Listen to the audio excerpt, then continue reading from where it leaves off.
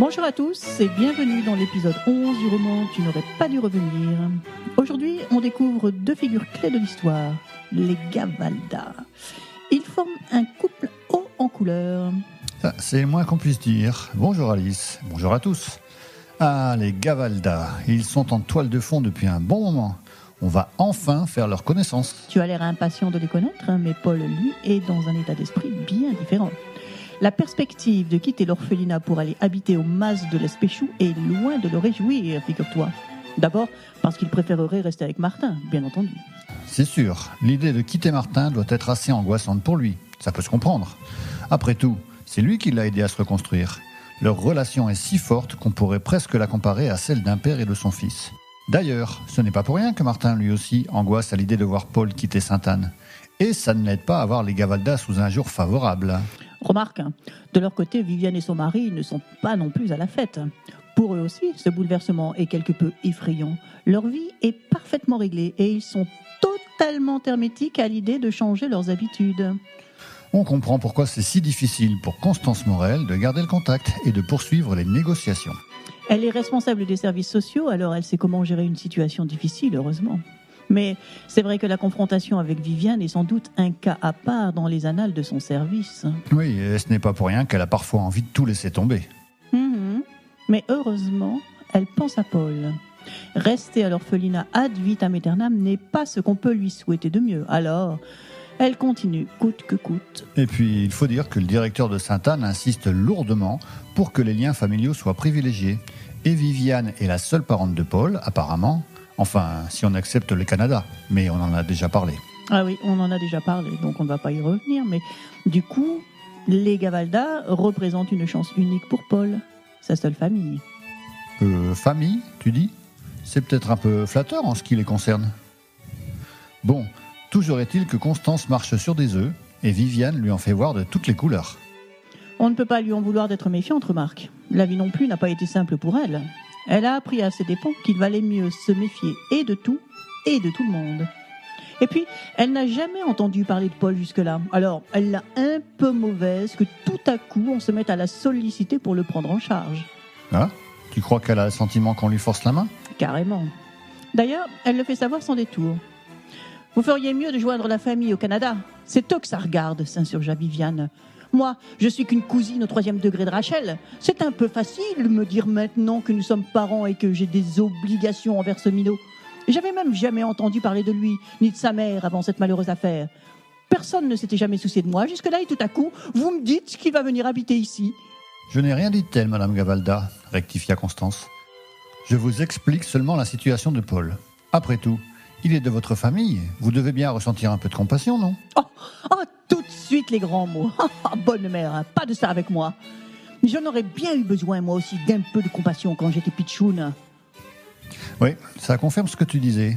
Viviane est vraiment désabusée, ça ne fait aucun doute. On le serait pour moi si on avait vécu sa vie, remarque. Même Constance admet qu'elle l'a peut-être jugée un peu trop rapidement. Quoi qu'il en soit, les négociations semblent au point mort. Jusqu'à ce que Constance trouve l'argument qui fait mouche. Elle parvient même à faire sortir Viviane de sa posture défensive. Défensive épidermique, tu veux dire ? Si tu veux. Mais quoi qu'il en soit, elle se met enfin à réfléchir et à porter un autre regard sur la situation. Bon, alors espérons que tout ça va pouvoir rentrer dans l'ordre. Ce n'est pas si simple quand même. Je te rappelle qu'il reste Raymond.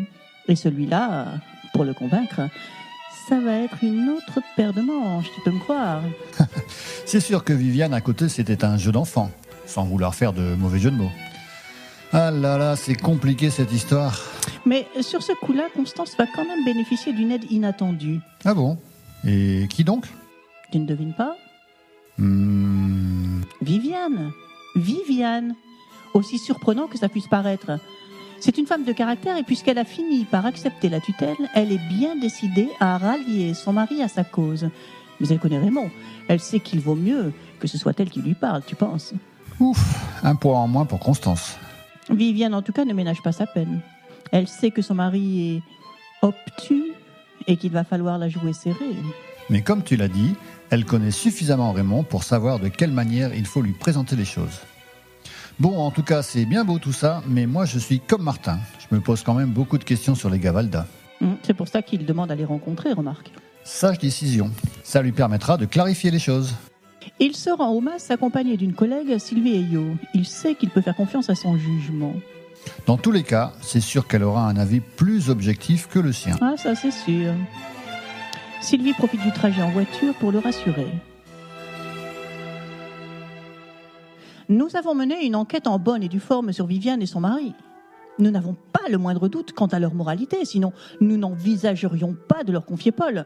Ce sont des gens un peu frustes, c'est vrai, mais ça ne fait quand même pas d'eux des monstres. Non, ça en fait juste des gens frustes, comme tu le dis si bien, rétorqua Martin d'une voix dure. Oui, eh bien, il y a pas mal de zones d'ombre à éclaircir, mais ça ne sera pas pour tout de suite, car dans le prochain chapitre, nous allons retrouver Camille et Léo qui vont s'installer pour la première fois au mas chez leur père. Nina va avoir l'occasion de nous prouver, elle aussi, qu'elle a du caractère. En attendant, qu'est-ce que tu dirais d'écouter avec Martin et Sylvie la Moldo de Smetana ? Rivière, forêt, mariage, châteaux au programme. Bonne idée, c'est parfait pour symboliser le début du long voyage qui s'annonce pour Paul. Écoute, on entend déjà les deux petites sources qui se rejoignent pour former la Moldo. Oui, je les entends, mais ne pars pas trop loin, William. Ne t'inquiète pas, je t'appelle dès que je suis à Prague. À Prague ? Mais c'est une blague, j'espère. Mais William, oui, William. Ah, mais attends-moi au moins. Bon, chers auditeurs, il vaut mieux que je me dépêche parce que à vendredi prochain alors. Enfin, si nous sommes rentrés, portez-vous bien en attendant. Bye bye.